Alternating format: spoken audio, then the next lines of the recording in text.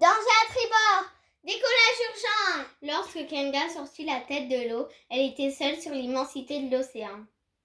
Kenga déplia ses ailes pour prendre son envol, mais la vague fut rapide et la recouvrit toute. Elle comprit que la malédiction des mers obscurcissait sa vue, les ailes immobilisées, collées au corps. Désespérée à l'idée d'une mort lente, elle remua et se rendit compte avec étonnement que le pétrole n'avait pas collé ses ailes contre son corps. Au 5e essai, Kenga réussit à s'envoler. Elle vola très haut. Son battement d'ailes devint de plus en plus lourd et lent. Elle perdait ses forces. Ferma les yeux et battit des ailes avec ses dernières énergies. Jusqu'à tomber à grande vitesse sur le balcon de Zorba qui se reposait. Ce n'était pas un atterrissage élégant. Je regrette, je ne pouvais pas faire autrement.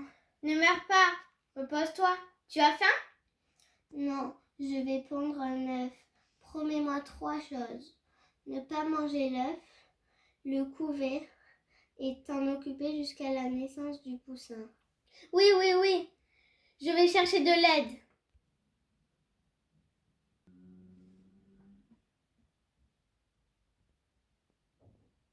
On va vous présenter les acteurs. Voici une des amies de Kenga. Voici Kenga. Voici la marée noire.